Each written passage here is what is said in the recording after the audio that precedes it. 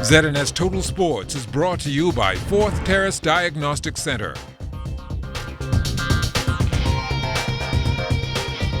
Welcome to sports, everybody. Pro boxer Toriano Reno Johnson set to step back in the ring next month in California. Sporting a record of 20 wins, 2 losses and a draw, Reno will take on undefeated Irishman Jason Quigley for his North American Boxing Federation middleweight title. Quigley is 16-0, and Reno will look to put that first blemish on the record come July 18th. He has something I want, and I will stop at nothing to get it. My focus is to take and give, to take his world title and to give him his first loss. No disrespect to Quigley, but he has never fought anyone who is better or as good as me. I'm training harder than I've ever trained before, pushing my body to the breaking point. We have noted the changes, and we are more than happy to say that we are pleased with the results. We are about to wrap up our strength, endurance, and conditioning training here in Atlanta, here with Coach Isidoro of Cuba, whom had worked with me for a while back in Cuba, training for the 2008 Olympic Games. Just a few days away, we will be leaving for New York to begin our sprint speed and technique training with my head coach, Andre Rozier. Our ladies national softball team working out ahead of the America's 2020 Olympic qualifier August 23rd through September 2nd in Vancouver, Canada. The team has been cut down to 15 after last night's practice. Making the first cut, Tila Johnson, Ramona Hanna, Brendia Ferguson, Valencia Gibson, Sari Albury, Sophia Cartwright, Chevette Taylor, Mia Turner, Aaliyah Johnson, Larica Russell, Daria Cambridge, Dewana Pratt, Javante Rose, Shante Curtis, and Altavia Hall. We're really going to do our best, and I can only anticipate that if we play as good as I know these kids are capable of playing, we'll be all right. But the best 3 out of this region, that's tough. But we hope from this day, from this tournament on, we're going to have a database of players. We're going to try to get these players in the system and working regularly, so at the end of the day, a tournament like this wouldn't be strange to them. Due to travel arrangements, the team is faced with a major hurdle when it comes to securing visas. We found out late in the game that it's very expensive to go through Canada, and so now we divert into America. That has caused a problem for us for visas, okay? We have appointments. We don't know if they're going to get turned down. And these are some of the players who we really, really want to take. We're going to keep 4 alternate players just in the event those that have been selected don't come through with their visas. We know the first 12 persons on the team have visas. So what we did is we put those 12 persons aside because they already secured a spot on the team, plus they have visas. The unfortunate thing is the pitchers who we need, you know, pitching is 90%. Don't have visas. Without the pitching, we can't go anywhere. At this level where we're going to need the pitching. So that's an option the Bahamas Softball Federation has to make. There's an alternative. We could send them through Canada. It'll cost more money. Other than that, there's players in the league here who could, you know, but they're not young players. What we're trying to do is fill the spot with young, vibrant players to grow into the years to come.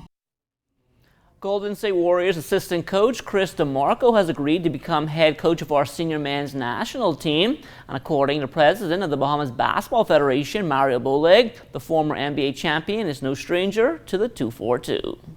He assisted me last summer when I had Buddy Hield and those when we defeated Dominican Republic.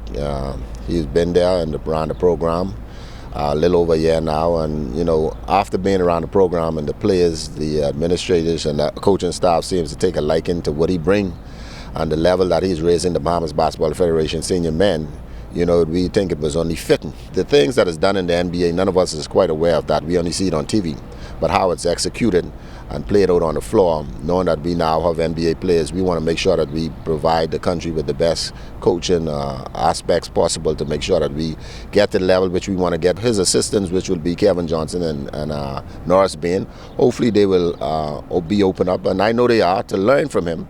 And then at some day impart that knowledge on some other coaches to come up, and then maybe one day we will have a Bahamian.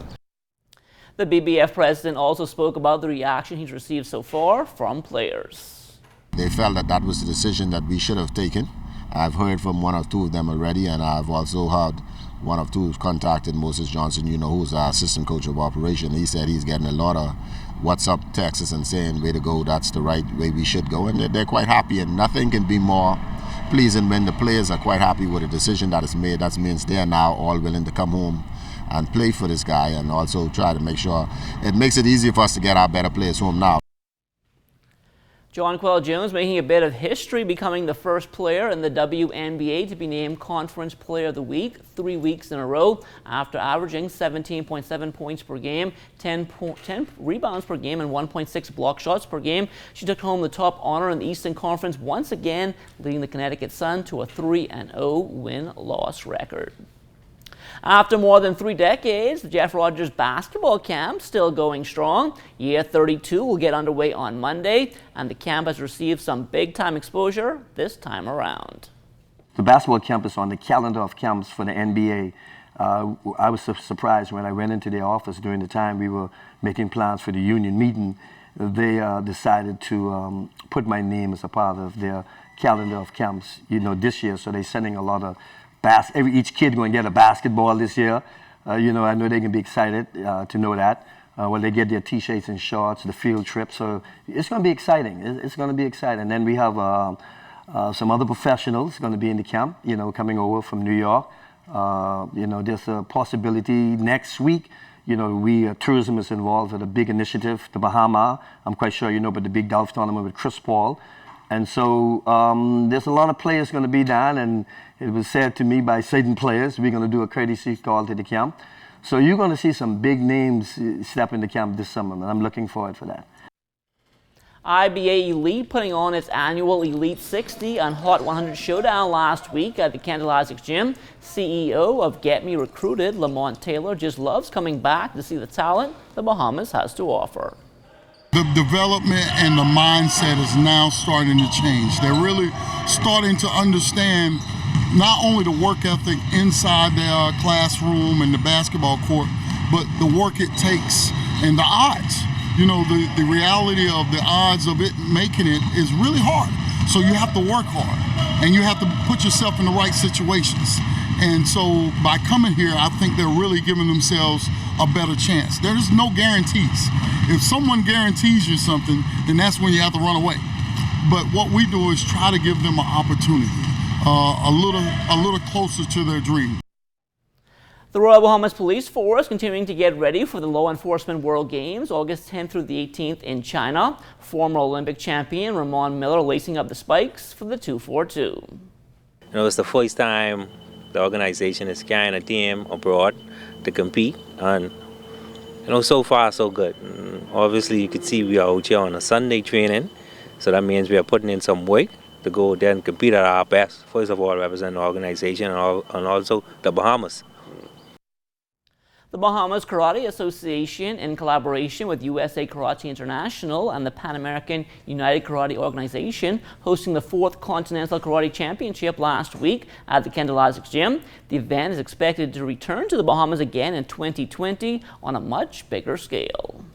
We have 17 countries on registered on Pan American, and we're looking at increasing that.